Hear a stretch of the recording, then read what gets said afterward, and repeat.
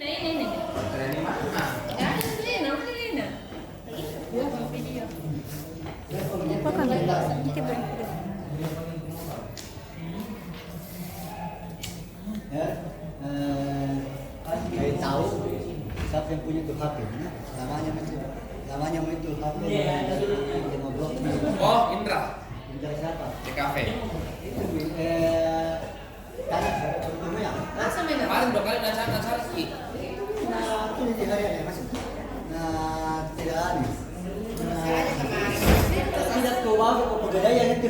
Sama kemarin. Kalau tidak ada skala paling bodoh itu setengah malam. Sama kalau itu. Mesti. Duduk. Assalamualaikum warahmatullahi wabarakatuh. Baik Bapak Ibu, izinkan kami dari calon guru penggerak angkatan ke-9 ini akan menyebarkan informasi atau menyebarkan tentang sesuai yang topik yang kami angkat itu, yaitu menciptakan budaya positif di lingkungan sekolah. Nah, Bapak Ibu dan anak-anakku sekalian, di dalam menciptakan budaya positif di lingkungan sekolah ini, itu tadi salah satu teman kami sudah memaparkan materi sebelumnya, yaitu tentang pembuatan keyakinan kelas atau pembuatan keyakinan sekolah dan lain-lain.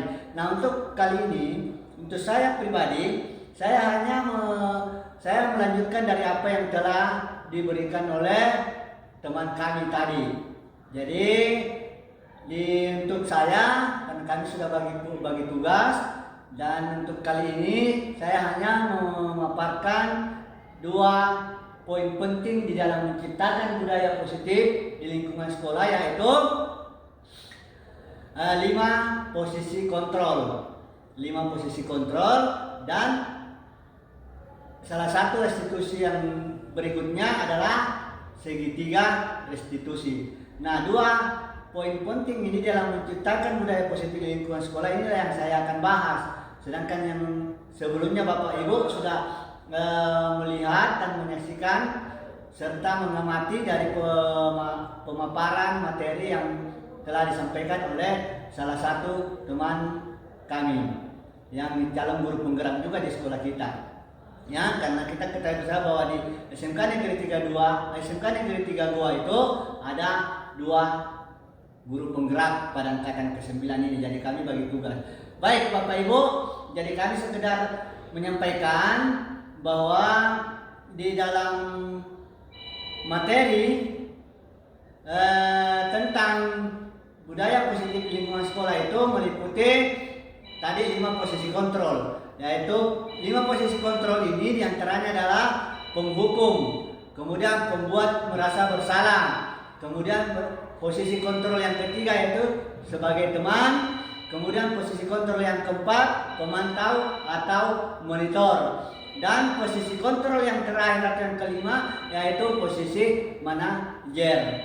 Nah, untuk segitiga restitusi dan ini nanti akan saya jelaskan lebih lanjut kepada Bapak Ibu sekalian. Jadi kami menyebarkan informasi ini supaya bisa menciptakan budaya positif di lingkungan sekolah.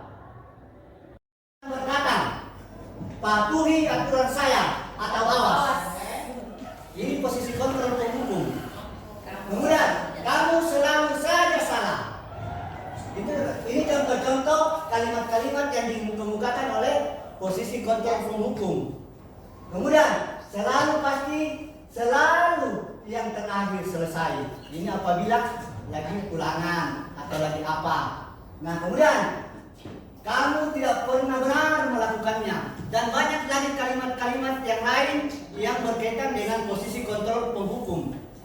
Nah, kita bisa kembali mengintrospeksi diri, apakah kata-kata ini biasa kita kemukakan di anak-anak. Berarti kita adalah masuk kategori penghukum terhadap anak. Kemudian, apa dampak daripada posisi penghukum ini? Dampak posisi penghukum adalah yang pertama, siswa cenderung menjadi pemberontak.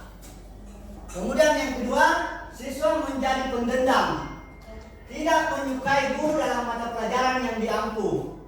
Kemudian bisa jadi sesudah kembali duduk, murid tersebut akan mencoret-coret bukunya atau meja tulisnya. Lebih buruk lagi, sepulang sekolah, murid melihat motor atau mobil bapak guru dan akan membawa kendaraan tersebut dengan paku. Tidak apa-apa, ini kan pengurus OSIS. Pengurus OSIS itu bisa mengayomi. Oke, ini dampak yang ditimbulkan oleh posisi penghukum. Jadi kita harus pahami bahwa tolong kita sebagai pendidik ini tidak memperlakukan diri di posisi kontrol penghukum.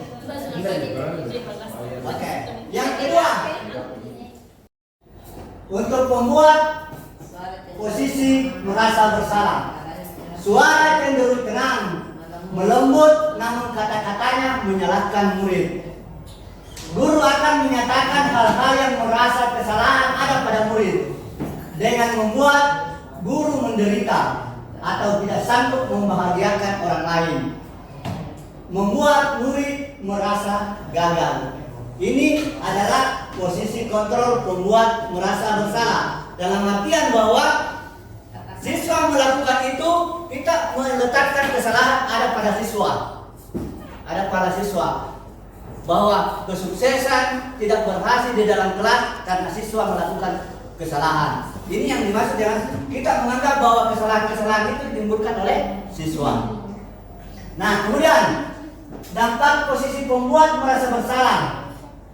Yang pertama adalah membuat siswa merasa bersalah atau identitas gagal, rendah diri dan menarik diri dari lingkungan, kemudian menyimpan emosi negatif di dalam dirinya.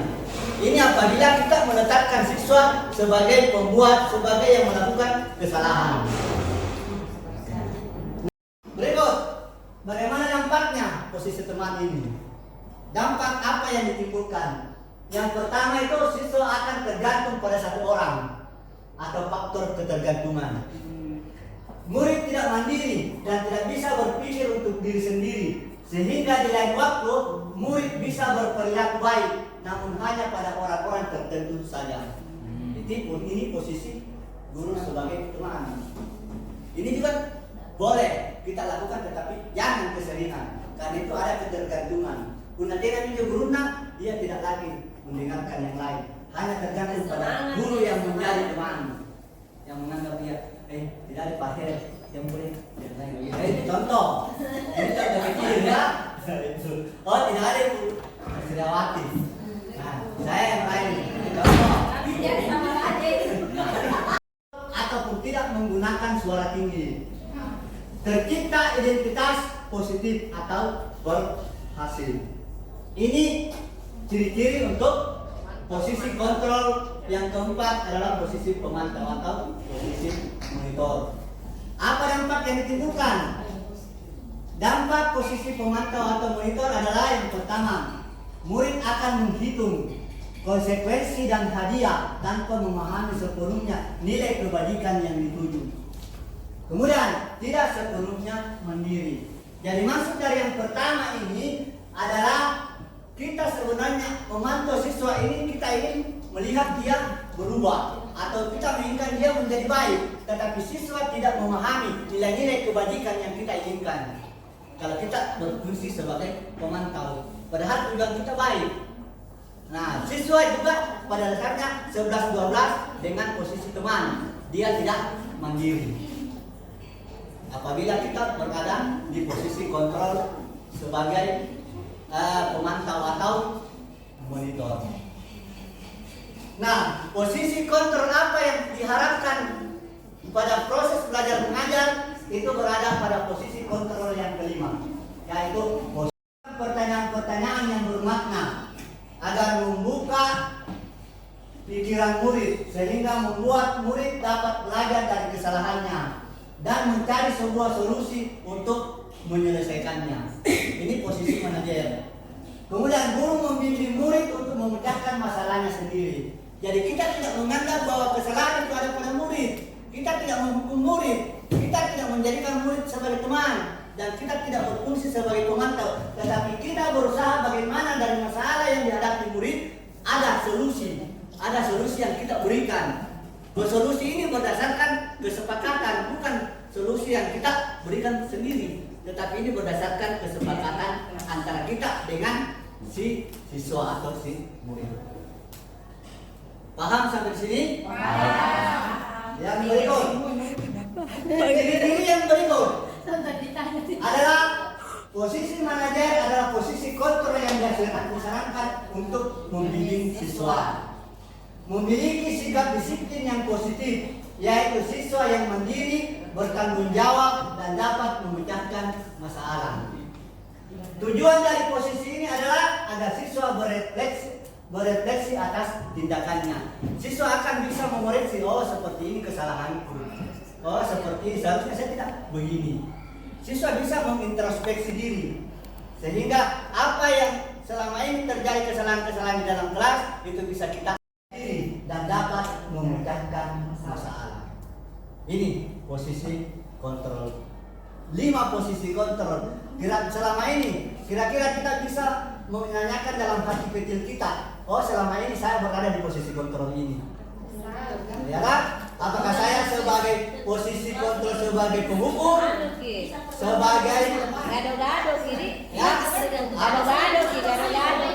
1 sampai 5. Ya, apakah kita sebagai posisi penghukum, apakah kita berfungsi sebagai posisi merasa bersalah, apakah kita berada sebagai teman, ataukah kita berada di posisi monitor atau pemantau, atau kita berada di posisi manajer.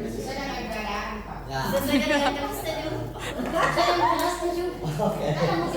Iya, karena kalau manajer Ini otomatis yang bisa menjawab itu adalah diri kita sendiri. Yang bisa menjawab adalah diri kita sendiri. Tidak usah kita ekspos. Yang jelasnya dari pemaparan materi ini kita sudah bisa menarik kesimpulan bahwa sebenarnya idealnya saya harus seperti ini. Hidup guru penggerak. Lanjut. Calon. Oke. Posisi manajer adalah posisi ideal yang ingin diberikan penyelesaian masalah siswa itu kita selesaikan dengan proses yang namanya segitiga restitusi. Di segitiga restitusi ini kita harus bertindak sebagai posisi manajer, karena masalah yang dilakukan oleh siswa itu kita menyelesaikan dengan namanya penyelesaian segitiga restitusi. Di segitiga restitusi ini, inilah yang idealnya kita harus lakukan.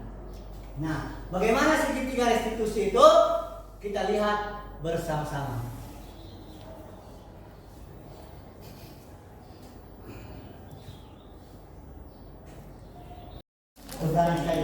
Oke, baik Bapak Ibu, untuk lebih jelasnya bagaimana kelima posisi kontrol ini kita lihat dari kasus Naren sesuai dalam video berikut. Silakan menyimak.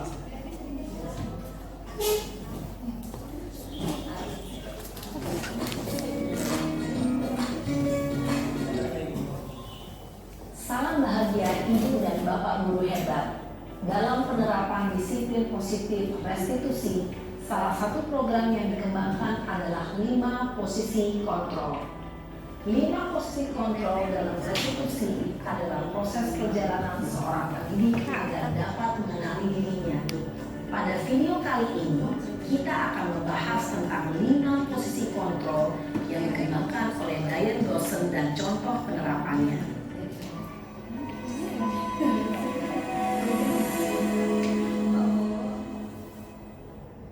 Lima posisi kontrol itu adalah 1. Posisi penghukum. 2. Posisi pembuat merasa bersalah. 3. Posisi teman.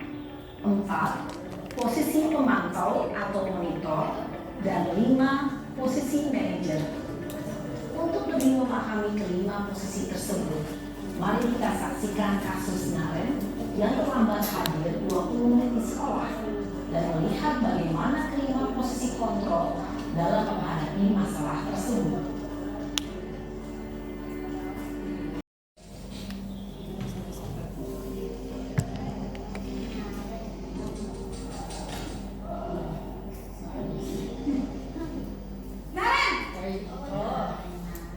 Sini kamu.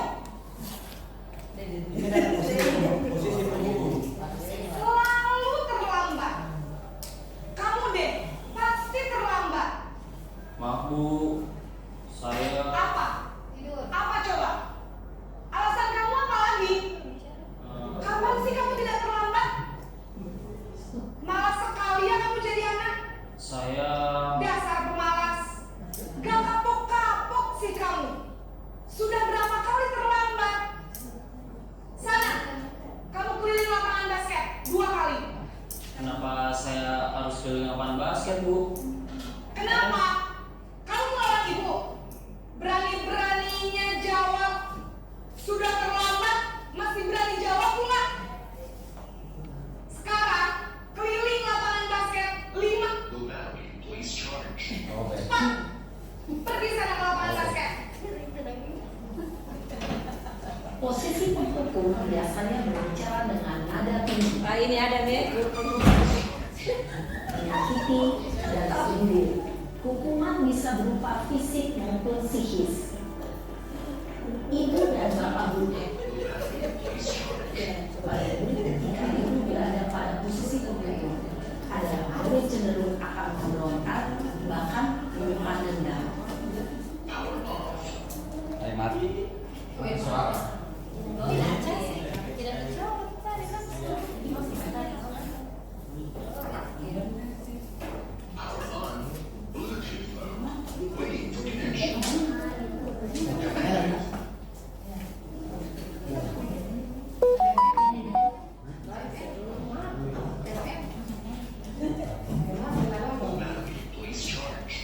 Oke. Terima kasih yang pertama Pak.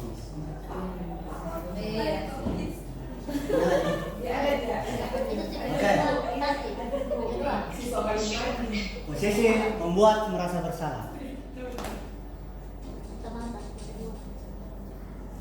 Berarti kan kata-katanya.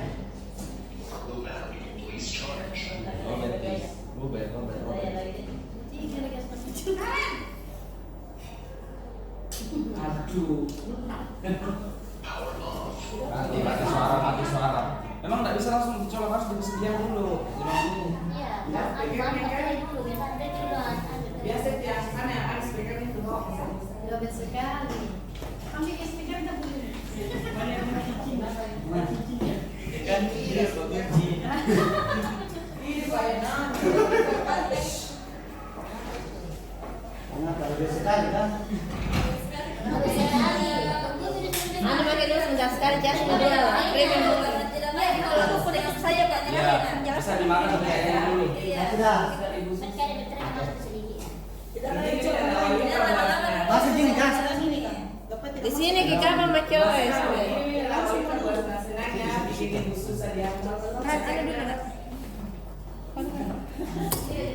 Dari ini di onak-onaknya paling kayak. Pak, berarti langsung mau Tunggu dulu, masih ada. Oke, itu adalah 5 posisi kontrol. Bisa berbesar. yang mana? Itu tadi yang Yang ini Pak. bisa ada tadi di yang ini tuh, yang di PDF-nya. Oh, yang PDF. Bisa dijelaskan.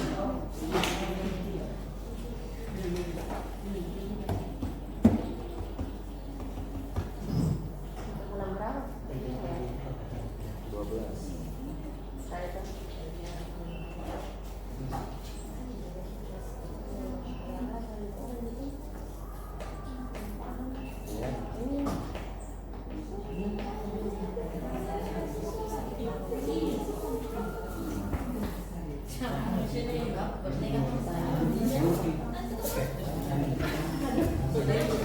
Oke, baik Bapak Ibu. Itu adalah 5 posisi kontrol yang harus senantiasa kita perhatikan dalam kehidupan sehari-hari kita di kelas. Jadi apakah kita bertindak sebagai penghukum, pembuat merasa bersalah, sebagai teman, atau sebagai pemantau, bahkan sebagai manajer. Selanjutnya, dari posisi manajer inilah, dari posisi manajer yang idealnya diharapkan idealnya berada pada posisi level terakhir, yaitu di posisi manajer. Apabila seorang guru sudah berada pada posisi pemberlakuan tindakan terhadap siswa berada di posisi manajer, maka semua persoalan-persoalan yang ada di dalam siswa, di dalam kelas, kita selesaikan dengan segitiga restitusi. Apa itu segitiga restitusi? Kita bisa lihat bersama. Segitiga restitusi adalah suatu proses dialog yang dijalankan oleh guru atau orang tua agar dapat menghasilkan murid yang mandiri dan bertanggung jawab. Nah, segitiga restitusi ini tidak hanya diberlakukan di lingkungan sekolah, tetapi idealnya kita sebagai orang tua kita berlakukan di rumah tangga. Ini saya juga sudah mulai menerapkan bagaimana terhadap anak saya di dalam memberikan pemberlakuan sanksi ataupun kasus-kasus yang dilakukan oleh anak saya upayakan dengan menjalankan segitiga restitusi. Kemudian pada saat guru di posisi manajer, aspek yang dikembangkan pada murid adalah motivasi intrinsic atau motivasi dari dalam, bukan motivasi dari luar. Sehingga penanaman nilai-nilai kebajikan dapat tumbuh dan berkembang menjadi suatu kebiasaan positif yang akhirnya membentuk karakter murid. Ini definisi tentang segitiga restitusi. Jadi kekuatan. Lanjut. Nah, segitiga restitusi ini namanya saja segitiga, berarti ada 3 tahapan yang harus kita lakukan. Yang pertama adalah menstabilkan identitas. Kemudian yang kedua, validasi tindakan yang salah. Dan yang terakhir adalah menanyakan keyakinan. Apa itu menstabilkan identitas? Kita simak bersama. Menstabilkan identitas itu berdasarkan prinsip membuat kesalahan adalah bagian dari proses pembelajaran. Jadi apabila ada siswa membuat kesalahan, kita menganggap bahwa kesalahan yang dilakukan adalah suatu proses pembelajaran. Kemudian berperan menggeser identitas murid dari identitas gagal ke identitas sukses. Kemudian jangan mengkritik murid yang sedang mengalami identitas gagal. Ini jadi menstabilkan identitas ini, kita berusaha merangkul murid ini supaya dia tidak merasa dirinya salah. Kita harapkan ini anak-anak ini atau murid atau siswa kita ini kembali dia punya identitas menjadi stabil. Karena biasa dia melakukan kesalahan, dia ada namanya rasa takut. Ada namanya rasa takut. Nah, di segitiga restitusi yang perlu kita lakukan yang pertama adalah kita menstabilkan dulu identitas dari anak supaya tidak merasa bersalah. Paham? Paham. Siap? Siap. Lanjut. Nah, di menstabilkan identitas ini kita idealnya mengajukan pertanyaan-pertanyaan seperti ini. Ya, pernyataan membuat kesalahan adalah sesuatu yang wajar. Kemudian, manusia tidak ada yang sempurna. Kita bisa memperbaiki masalah ini. Saya tidak menanyakan kesalahan, tapi yang saya lebih fokus memperbaiki masalah ini. Apakah kamu saat ini tengah menjadi orang yang baik untuk dirimu sendiri? Kamu bukan satu-satunya yang pernah melakukan ini. Setiap perilaku berupaya memenuhi suatu kebutuhan tertentu. Guru akan bergeser dari pemikiran stimulus respon menjadi proaktif. Kemudian mengenali dan mengetahui kebutuhan murid akan memperbaiki hubungan dengan murid. Ini aktivitas yang kita lakukan di dalam menciptakan validasi tindakan yang salah. Apa pertanyaan yang harus kita ajukan? Ya, ajukan pernyataan. Kamu bisa saja bertindak lebih gegabah dari ini. Kemudian, kamu bukan melakukannya tanpa suatu alasan tertentu. Kamu melakukannya karena mempertahankan sesuatu yang penting bagimu. Mungkin kamu bisa mempelajari sesuatu perilaku baru yang lebih efektif. Bersediakah kamu untuk memperbaikinya? Nah, secara prinsip, saat perilaku telah divalidasi dan identitas sukses telah stabil, maka murid telah siap mengaitkan keyakinannya dengan tindakannya yang salah, dan pemikirannya telah bergeser menjadi orang yang dituju. Jadi setelah tadi kita sudah identifikasi, kemudian kita sudah validasi, kita tadi sekarang menanyakan keyakinannya. Nah, kemudian ajukan pertanyaan sebagai keluarga ke kelas, apa yang kami yakini. Tadi kita sudah belajar tentang keyakinan kelas. Maka yang perlu dulu kita pahami adalah keyakinan kelas. Kalau sudah ada keyakinan kelas yang kita buat di dalam kelas tersebut, kita sudah bisa menerapkan segitiga restitusi. Nah, nilai-nilai apa yang disepakati? Seperti apa gambaran kelas yang ideal bagi kamu? Kamu ingin menjadi orang seperti apa?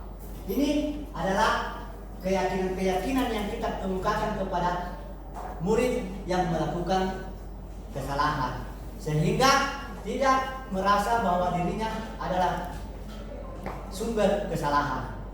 Nah, kemudian hal-hal yang perlu diperhatikan dalam segitiga restitusi. Yang pertama, perilaku yang salah perlu dikaitkan dengan nilai-nilai keyakinan yang telah disepakati.